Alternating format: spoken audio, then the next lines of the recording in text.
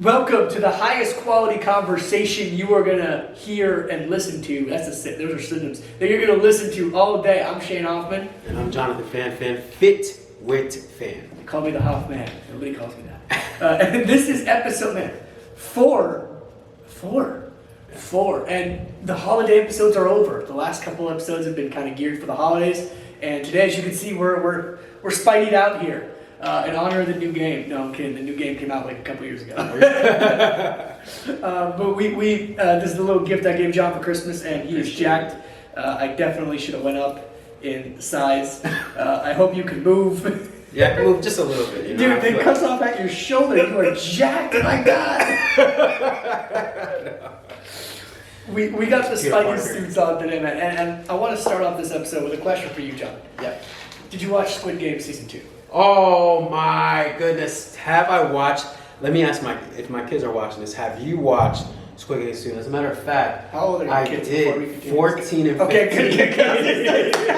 good. My little one didn't watch it, but no. I almost got mad at them, true story, because I'm like, I was working and they just kept binge watching it over the winter break. Without you? Without me, and I was like, dude, come on. So they're like, all right, we'll allow you to catch up. So they gave you some grace. Okay. Dad's gonna work this, but they're not even gonna wait for you? Right. Yeah. Sorry, I forgave them. But yeah, no, I watched. Yeah, so crazy, man. Crazy stuff. Yeah. If you haven't watched Squid Game Season 2, the reason I bring it up is I got into a conversation with my girlfriend about it the other day. And I mean, my girlfriend, we are a couple where we literally had a 2-hour conversation about the introspective quality of a cookie. So when I tell you that we can talk about anything, we can get deep into it. We start talking about the Squid Game because she watched it with her mom. I didn't want her to have to wait for me. I was like, honey, I'm working crazy hours this week. You go watch with the mother, and I'm gonna catch up on my own. And sure enough, last weekend I actually missed church with you on Sunday. My eyes opened at 11:38 because I was up Saturday night watching this thing. Binge watching. That's why I woke up so late that Sunday. Makes sense now. But I watched it, and then I'm just sitting there, and she goes, well, what do you think? And I'm like, well, what did you think? And she said, well, I think this showcases a good few conversations. And the first one was the idea of what people will go to for material, the fundamental root of human beings. And I had an opinion that this is unrealistic because I don't think humans can be that disgusting that after watching people die to continue playing those games. Her opinion was different. Her faith in humanity was a little less than mine, where she thought when people are that low in life, the lengths that they'll go to is kind of on that spectrum. Right. And it brought an interesting question in my mind. I said, but do you think something like that would have happened years and years and years ago? And she kind of said, well, I don't know. And then it kind of brought up the question of, okay, well, what's missing in modern society that would drive people to A, get in that position, but B, go to such lengths to get out of it? And we had an interesting discussion on it, which led to like the character, comparing the character of season 1. Right? If you compare him to season 1, episode 1 to season 2. Which number are you talking? Player 456. Player 456. Yep, the main character. Yeah, Wang Hu-song, is that his name? Wang Hu-song? I believe so. I don't know how to pronounce his name, but yeah, or something like that. And so it was interesting because the way I like to kind of compare him and why this is so relevant is we see the journey of a man who's a weak, pathetic, spineless coward develop and harden himself into this man who cocks a gun and leads the charge of a bunch of random people. Spoiler alert, by the way. Oh, yeah. If you haven't watched it, by the way, I'm about to spoil the whole thing, so I'm sorry. So stop right here. Fast forward. It leads an army of revolution against these elites, right? And so why is this relevant? Well, it's relevant for 2 reasons. One is, how do we take that weakness in us and develop it into that man who can lead a charge. And I think it's actually tied into the same question that my girlfriend and I, that rabbit hole we went down, which is, well, what's missing in society so that we don't become those cowards who are okay with killing to obtain something? And I think what that is in a sense, it breaks down to our two conversations, which are fitness and faith. Yeah. How do we push ourselves physically to be the best version of ourselves? And faith is what I believe is that missing piece, that when you don't have faith in something and you've lost all hope, well, now you're irredeemable. And I don't think any human's irredeemable, by the way. But once you've lost all hope to the point where I don't care what happens to this person, I'm going to take care of my own and my own only, and I'm 100,000, and you're selfish like that, to that point to where you've lost faith. Yeah. These people, when you think about it, they've lost faith. And so, I guess the question is, why do people lose faith? I think they just get tired of, like, for example, like, let's just say I'm the type that I grew up, I was always the nice guy, but eventually, you know, I get walked over. You know, you're 24, right? Yeah. And I'm 36. Yeah, that sounds so old.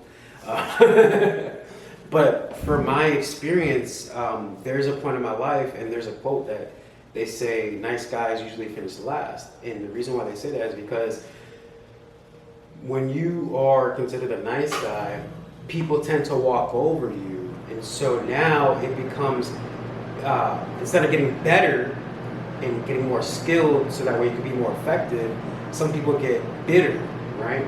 And so it does say in the Bible, it says, Galatians 6:9, it says, do not grow weary in well-doing, for in due season you'll reap your harvest if you faint not. Problem is, most people, and this is a quote that I get from John Evanzini, Dr. John Evanzini, it says that the problem with people is that they leave their harvest in the field. You see, so they have so much harvest, they're planting all these seeds, but because they don't see nothing growing instantly, it doesn't mean God's not working constantly. It means that it's still growing.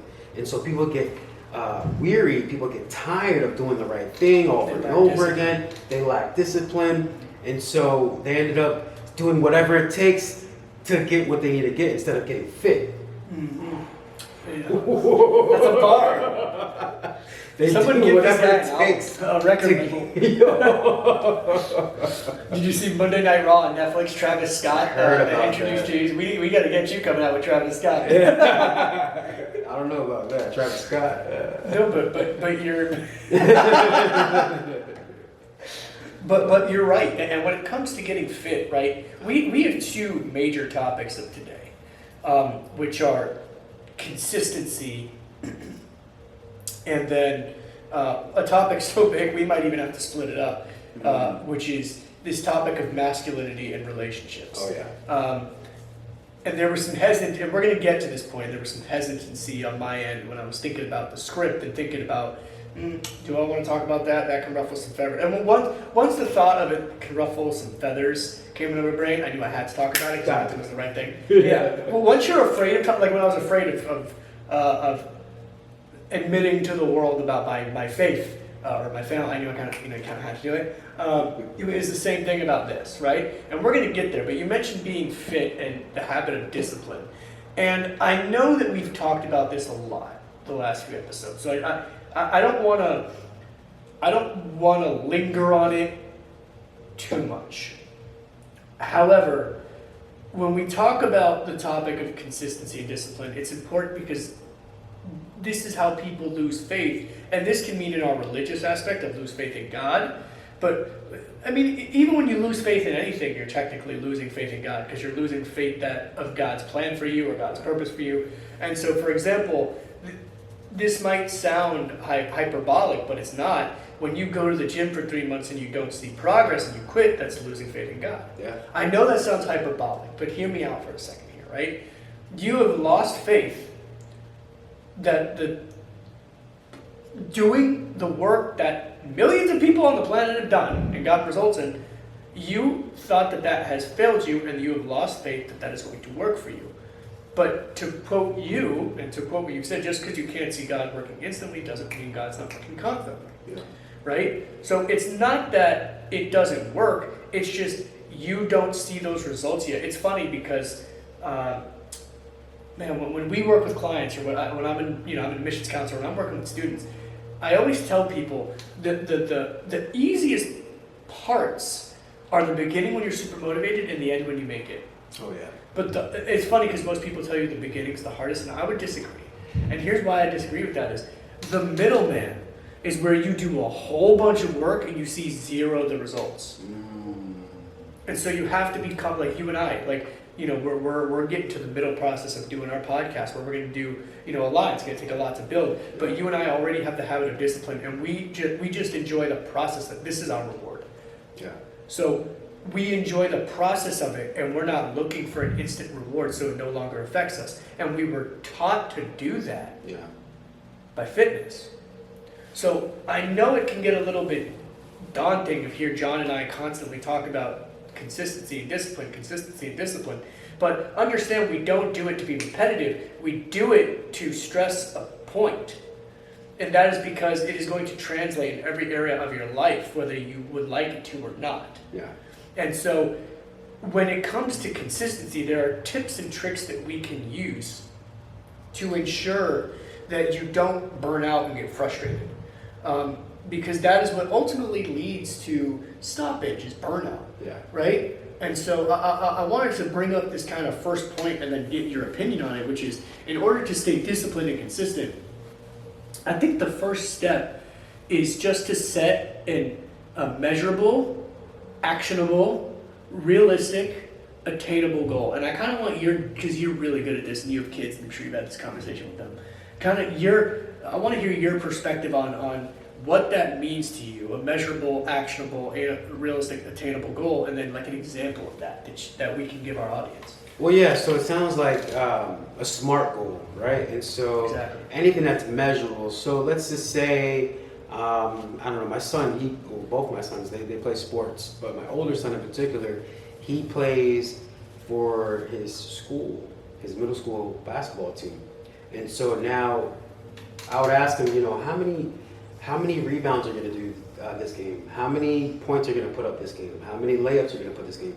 So now we have a category, and now we have a goal.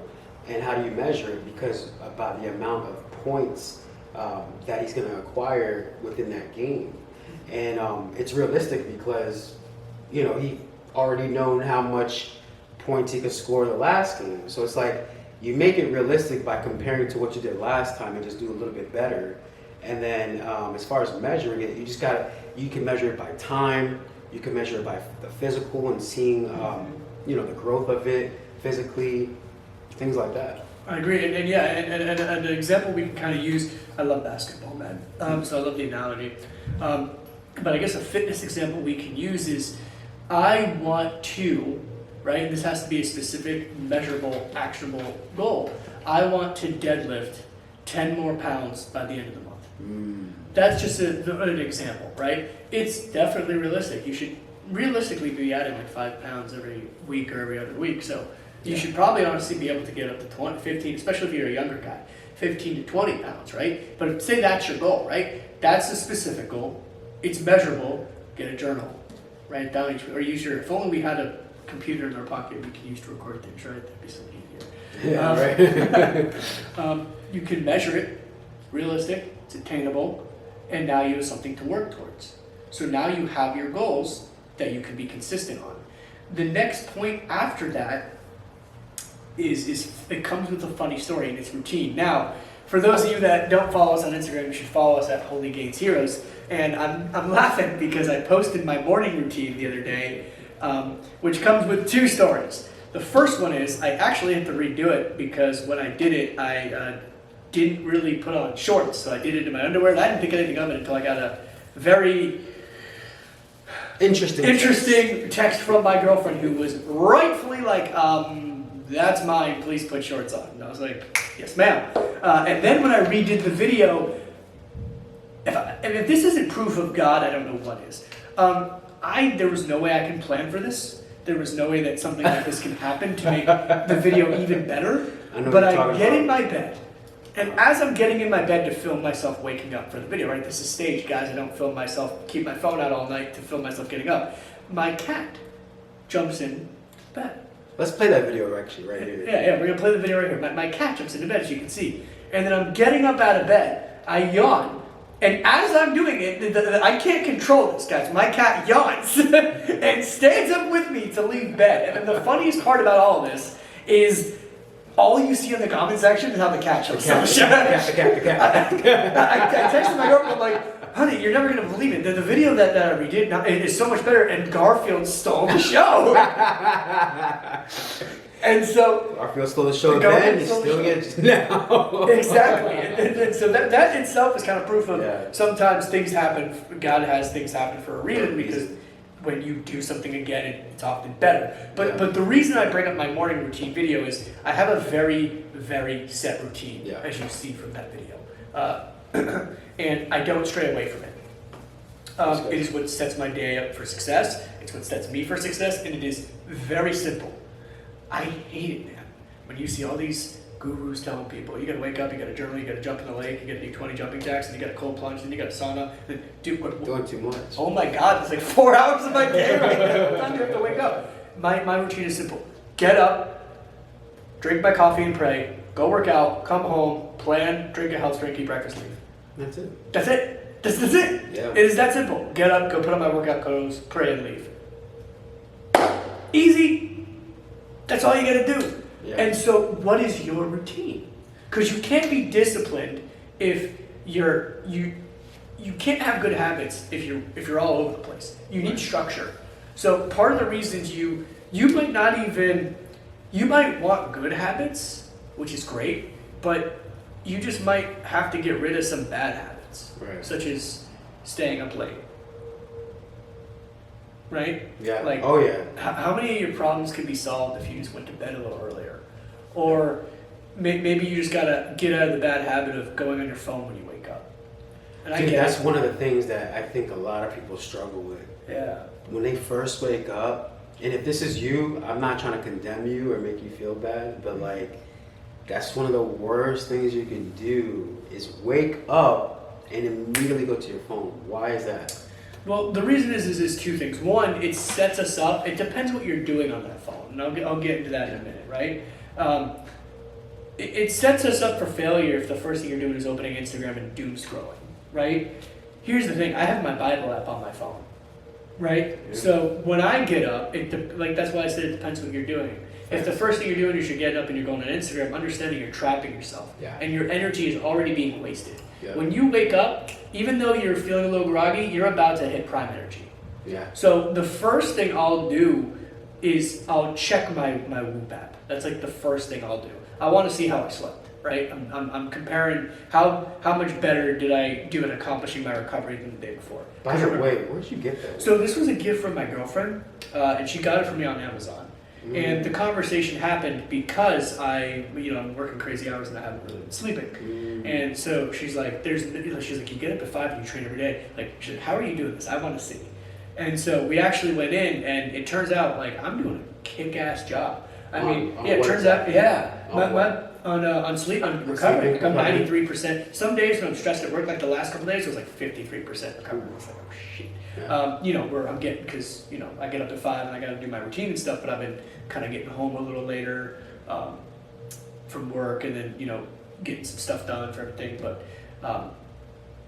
But the cool thing is I wouldn't know that without tracking it. So I'm not saying you got to go get the Whoop, but the reason I track it is I track my recovery. It's important, right? But I think you should get the Whoop. And by the way, if you want to get the Whoop, we're gonna link it in the description. Yeah, Andrew Huberman, he's one of the smartest men in the world, created it. So, we're not sponsored by Whoop, guys. Maybe someday we will be. But he did a flawless job. Andrew, he's one of the smartest men in the world. I have an exercise science degree. I'm not a neurochemist like he is. But, there's a lot of cool things on here. You can track your workout. Lots of stuff you can track, right? But essentially, that's the first thing I do is this. Check out my sleep. I drink my coffee, and then I open my Bible and I pray. It's good. Now, if you're opening up Instagram first thing in the morning, understand you're setting yourself in for a trap. You're going to stay there and scroll. You're going to get lazy. You don't want to start your day off like that. Right? First thing, if you're going to use your phone, I kind of like it because you get some artificial light in your eyes to help you wake up. Here's what I always tell people if you're not where you want to be. Check your bank. Yeah. Check your bank account. Check your bank account. Yeah. Either open up a Bible and pray, or check your bank account. Why? Because you're probably going to get a little sad when you look at unless you're like super financially successful, which is good for you. Yeah. But if you're not, odds are if you're financially successful, you're not getting up and scrolling on your phone. Right. First thing in the morning, you have shit to do. Exactly. So get up and check your bank. If that number makes you sad, good. Get up and get up and go better yourself, right? Go to the gym, start your day, right? That's how you can kind of start this process. That at least would help me, because I've never really been a wake up and scroll kind of guy, mainly because I've always loved to. Well, first of all, the first thing I do when I get up now is just kiss Anna, right? I don't even care if she's sleeping. First thing I'll do is I'll get up and I'm gonna give you a big kiss before I go drink water, right? That's just my thing. I've never been like a scroll. When I'm up, I'll start scrolling. So typically when I'm making coffee, that's when I'll have my tendency to scroll, right? But don't do it, guys. Get rid of that habit. You waste so much time.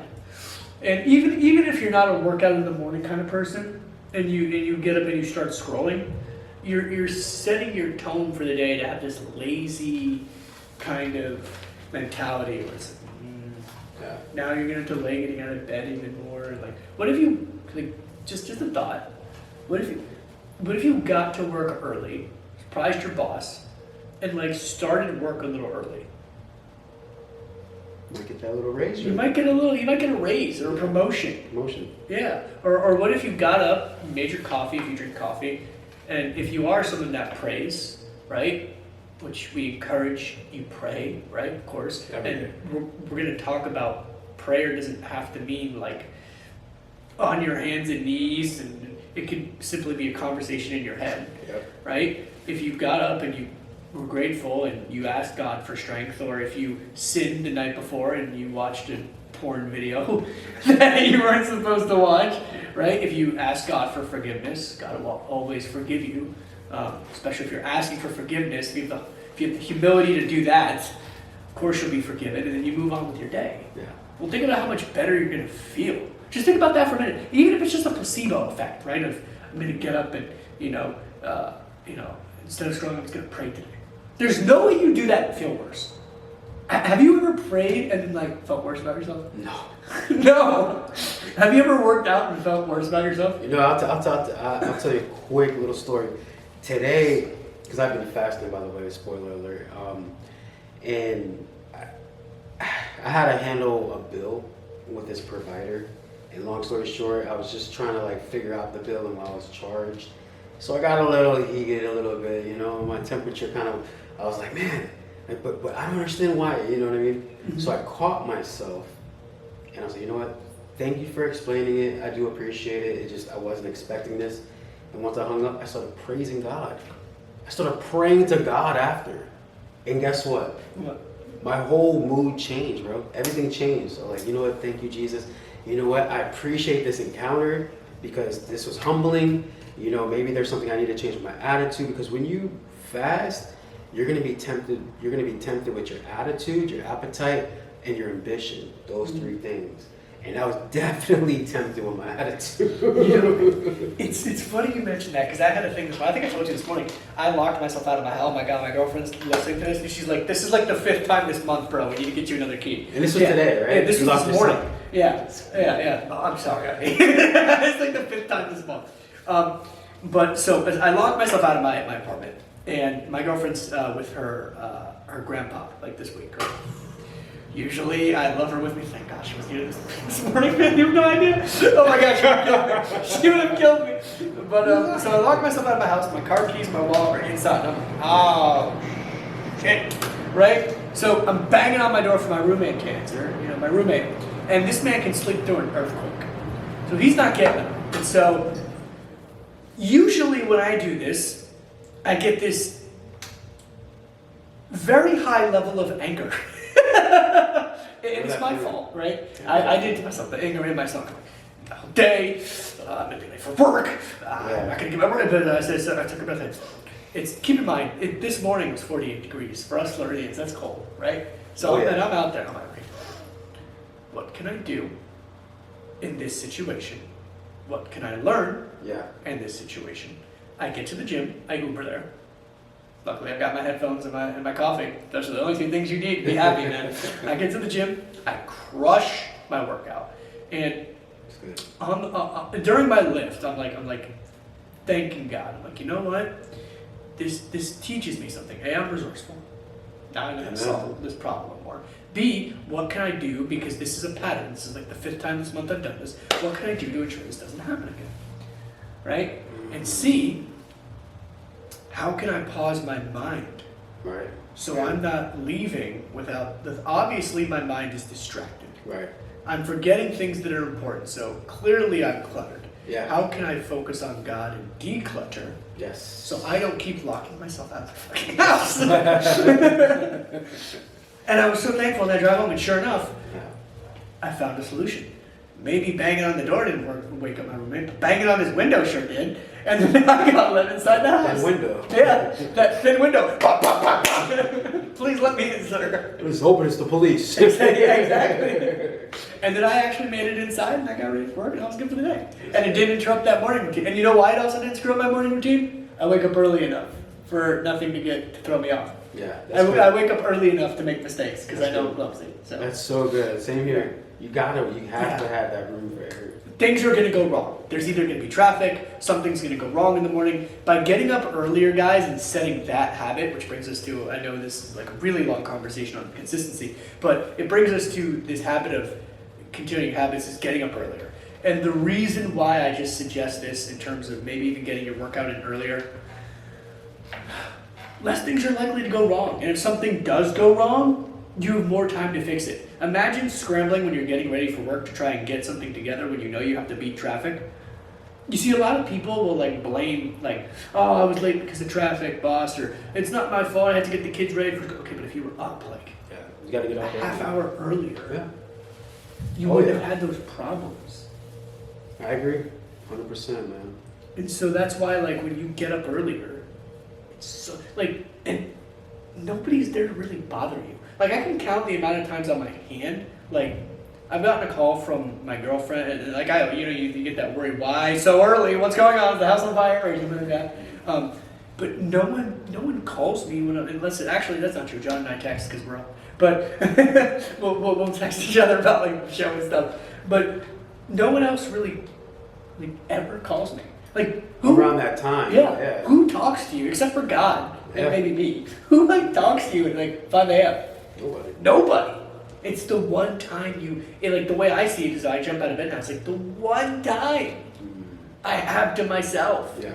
I get no other time. I'm crazy busy all the time. Yeah. And when you're in a relationship or when you have kids, you get zero. You got a family to take care of when you get home tonight. You got to get home, maybe spend some time with them, watch a couple movies, hang with the wife, which is all beautiful, by the way. And you wouldn't have it any other way. Exactly. But it's still time with yourself is important because that's how you recenter. And you can't think about how you're going to progress in life unless you're alone. Yeah, you need that solitude. Exactly. Yeah. Solitude. Exactly. And so that's important. And so that's really all I've got for consistency and discipline, guys. We beat it over. We're beating a dead horse at this point. If you don't understand the habits to be consistent and disciplined at this point, please go back and rewatch this episode, but also rewatch our previous episodes where we talk about it. And understand that we'll talk about it in the future because it's important and we'll keep hammering it home. But I hope that we hammered it home enough now. If you haven't accepted the fact that you're just going to have to either A, wake up earlier, B, go to bed earlier, and do it at some point. Got to. There's not much more we can say on that. Yeah. But I want to transition into our next topic today. And this one is, this is a big topic, guys. And that is, we're going to discuss masculinity. Before we discuss relationships, because I just had this thought in my head. Originally, we were just going to discuss the whole relationship issue and being, true to God in your relationship. But I think before we do that, we need to talk about true masculinity. Yeah, set the foundation. Exactly. Lay the foundation. And we've got the traditional sense of when you think of masculinity, we need to be capable of violence, business, right, providing, leadership, and true, all those things are what make a man. But I think I saw an interesting quote the other day, which was no woman can fully be in her feminine, right? No woman can submit to a man, right? We'll go over that in the relationship portion until, this is the big part, man surrenders himself to God. And some people who are not religious might roll their eyes or, no, I don't surrender. Or first of all, if that's your mindset on it, you're misunderstanding the point, number one. That's so good. Number two, your lack of humility and lack of ability to be humble will ultimately leave you humbled by life itself. Yeah. And the reason is because to surrender to God does not mean to surrender to life. It means to surrender to follow the path of righteousness and to understand that you're going to need God's help. There's a quote I read from the Bible today, which was, I have not come for those who think they are righteous, but for those who know they are sinners. You cannot be a masculine man and think you've got this whole thing figured out without God's help.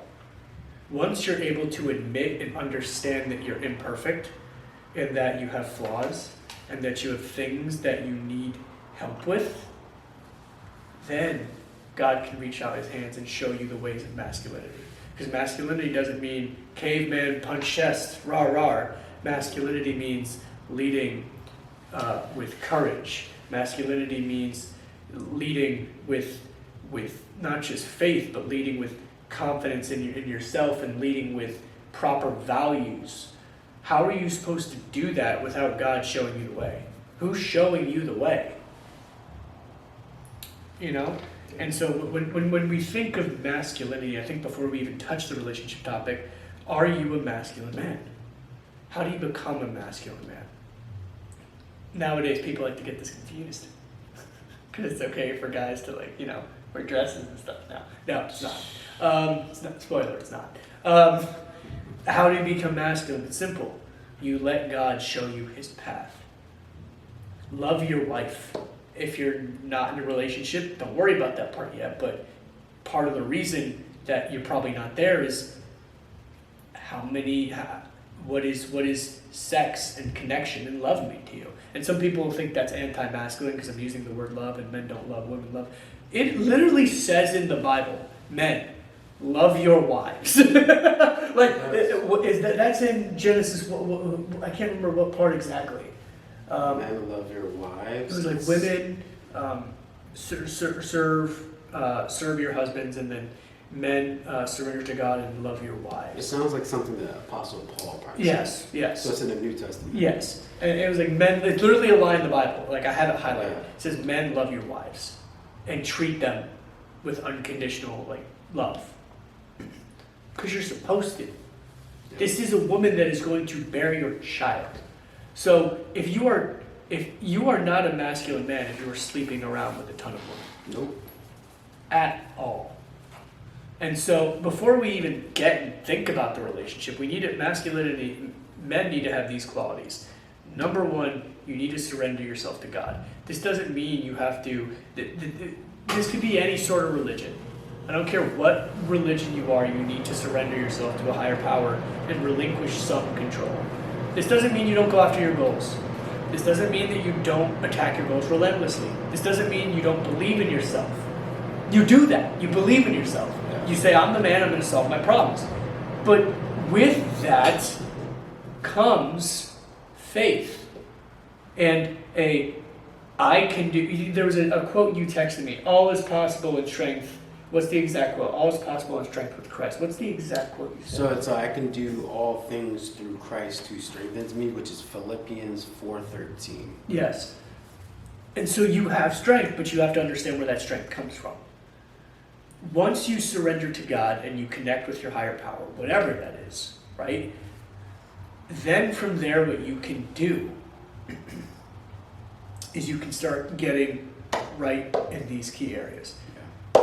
There's physical masculinity, meaning your body, your health, your athletic capabilities, you being in shape, and your ability to fight and protect.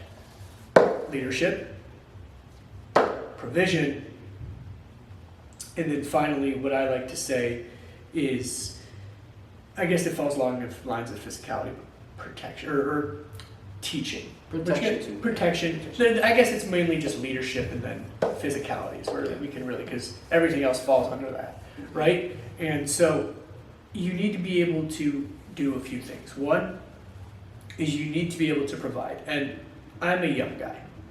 So there might be a lot of young guys watching this and you don't make a whole lot of money yet. That's okay. You don't have to provide just money. One day, if you follow what I'm telling you, one day you'll be able to provide money. And I'm on track to finally be able to start to do that now. But you don't need to provide just money. You can provide knowledge. You can provide love. You can provide hope. There are plenty of things you can provide that the girl, when you're ready for, is going to look for. Yeah. Right? And I'm actually going to kind of even though I'm in a relationship and I consider myself a masculine man, I'm going to relinquish a little bit of the conversation out to John, who is married and has kids, because he is a father. So he is in our community the top of the chain of what masculinity should be, because he has to demonstrate it every day. So John, kind of take the floor and give your examples on leadership and protection, what it means for you to be masculine as a husband and father. Well, when you look at being masculine as a husband and father, you have to understand your role. And the role is very simple. It goes all the way back to Genesis. Be fruitful, multiply, and replenish. So what does that look like? Be fruitful. So if we're planting seeds, right? Because words are seeds, actions are seeds. Mm-hmm. So if we show our kids and demonstrate our kids, hey, this is how you should treat a woman, then those are seeds. They're gonna watch how you behave and treat your wife. If we're drinking beer every single night, like how I used to, those are also seeds too, and they watch that, and that's gonna produce a certain type of fruit. And so it's always good to lead by example by showing them a healthy lifestyle. And so you gotta be fruitful, multiply, and replenish, but do it in a sense of biblical principles. So what does that look like? You have to literally follow God, put God first, put your wife second, put your kids third, and everything else falls in line after that. That's the order. I love that. And there's a lot of people that are going to misunderstand what you just said. And put my kids third? Yeah. What do you mean? Put my wife second? And I'll explain why too. Think about it. By the time your kids leave your home, right? You got 18 years on average, right? In biblical context, there is scenarios where there is kids that would live with their parents all the way till they're 34, 40 years old. I don't know if you know that, but in the Old Testament, it's very common for people to, men, women, even with their families, to live up to their 40 years old until they get married. But the thing is, once your children are out of your home, who are you going to live with? You're living with your wife. So if you and your wife are bickering back and forth because of the kids are stressing you out, or you don't have money to provide, which you mentioned, a good point, by the way, provide, protect, and serve, then you have nothing. So that's why you should treat and honor and love and respect your wife, your partner first, and then the kids come next. And you guys are the team. And I'm sorry, I hate to cut you off, but you guys are the team. We're a team. One thing that I'm lucky that her and I understand is we're gonna have to pour when we have kids. We're gonna have to pour into each other even more. Yeah. Listen, when you guys have kids, you need to be date nights need to go up to twice a week, oh, yeah. and sex needs to go up to 8 times a week, 8 nights a week. That's not even a thing. But here's the reason why. I say that jokingly, but it's true. And here's the reason why is you guys, your kids are going to be as good as how you are, because you're a team. And if you guys are not happy, arguing, discombobulated, not on the same page, your kid's going to grow up in that house. Yeah. In order to put your kids first, you need to put each other first. And when John said that order of God, wife, kids, everybody else, right? What he meant was by putting God first, you're actually putting your relationship first. Yeah. Because when you put God first, you allow God to guide the way of your relationship. And that's how you be successful. He didn't mean don't prioritize your wife and kids. Yeah. He didn't mean if someone holds a gun on your wife and kids, jump in front of the boat, leave your kids wide open, and go Right. shoot. He didn't mean that, all right? For those of you people out there that are going to think that. It's not Just what to he be meant. very clear, well, that wasn't... Exactly. What he meant was you have to pour into your wife because at the end of the day, that is your partner. Yeah. That is your partner. And you're one, by the way, like it says, and I always One refer flesh. to you're one flesh. And so if you're taking care of your wife, you're literally taking care of yourself too. 100%. And like, my dad has this funny thing. My mom, when they would get into like little bickerments about what to do with the children, my mom thought she would have the final say. Because she'd be like, well, we're doing this because I carried him for 9 months. You know what my dad would say? I took care of you those 9 months. I'm stealing that line, by the way. Thanks, good. Dad. Because it's true. It's true, yeah. You guys are a team. Yeah. You're one flesh. And so in order to make sure that you're ready for those relationships, you need to be that energy that she's going to be attracted to, which evolutionary psychology and science doesn't lie. They want a man that is capable of protecting them. Yeah. Why? Simple, man. This can ruffle some feathers. Listen, there are exceptions to the rule. Okay, Ronda Rousey can kick my ass. All right, there are exceptions to this rule, but men, on average, are stronger and more aggressive than women.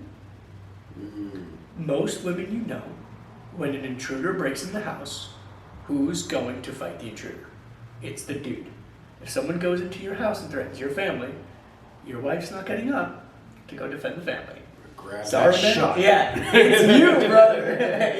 and so we've But it's had. interesting that sorry to cut you off, but like it's interesting that you mentioned that because predators, did you know this?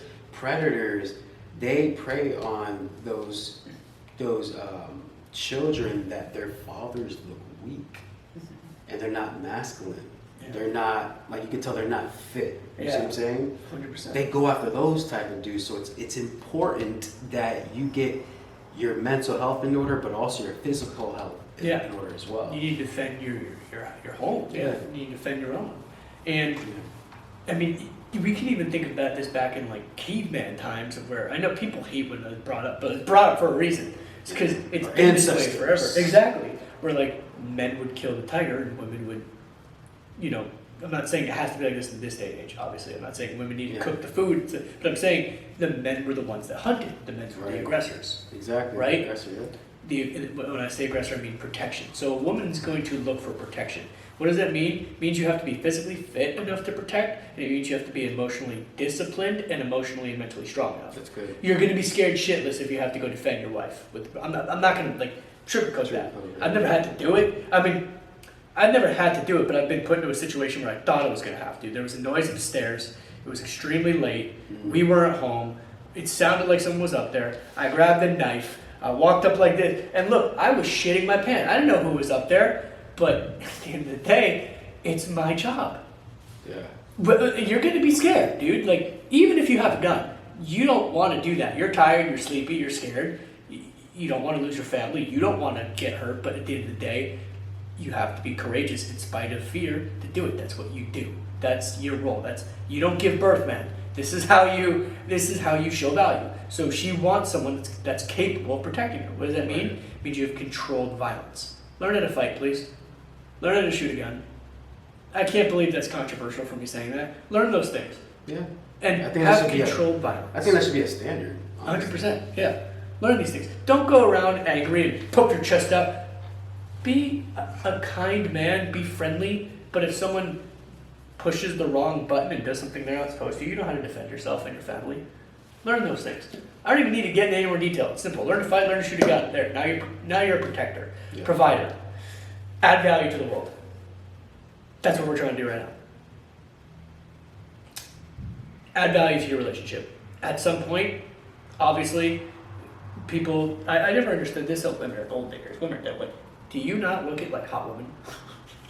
Like if you're single, like, are you some shallow jerk?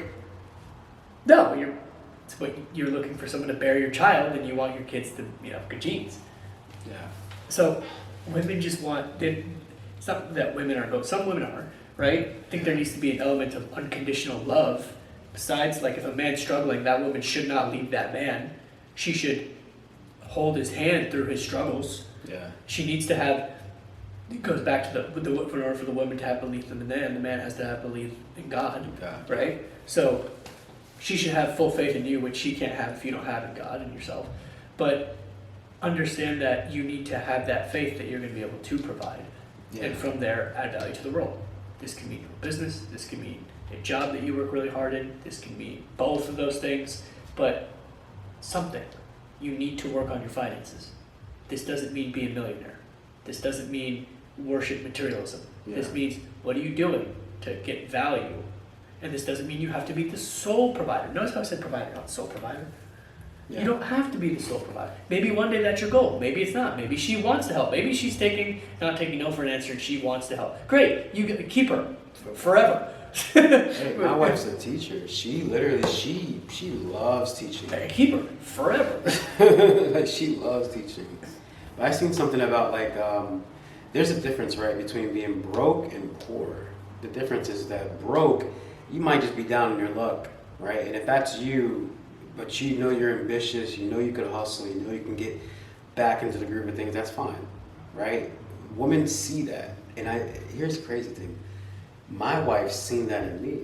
Because there was a point in my life where I was literally broken, busted, and disgusted. Literally, I had no hope, lack of faith. Like, I was just totally at my bottom. And so one day she knew something was in me. She seen something in me, and she said, you know what? I choose you. You're going to be my husband. And I'm like, you're going to be my wife.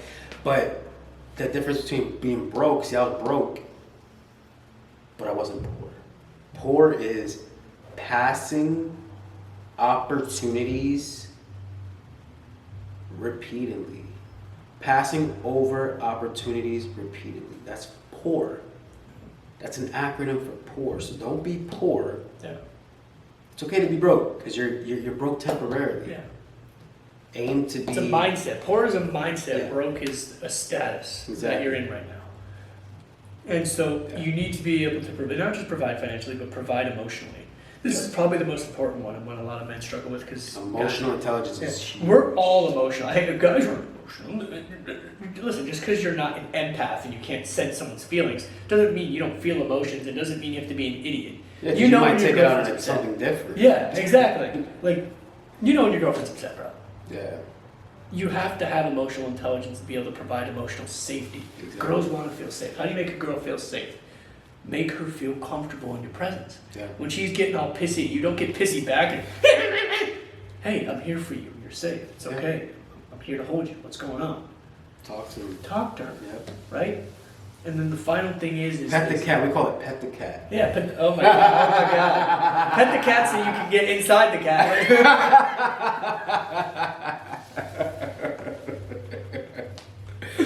That is for later. Pet the cat so you can get inside the cat later on. But you need to be able to provide emotional security and stability, provide some sort of finances, provide hope, and provide leadership. And leadership is simple. This is so easy. The next time you guys are deciding where to dinner, you decide. Yeah. She wants you to decide. Take some charge, all right? Yeah, make some more decisions. Exactly. Be a decision maker. Be the decision maker. Once you do these things and you become masculine and you show that you're actually a masculine man, now we're ready next time to discuss relationships and everything wrong with it and how to fix it. But it starts with the man. Yeah. We needed to start at the masculinity point. The reason we need to start here is it's always the man's fault. Men are leaders in society whether we want to be or we don't want to be. Yeah. And so we need to fix it. And so this is how we fix it, is by fixing the man.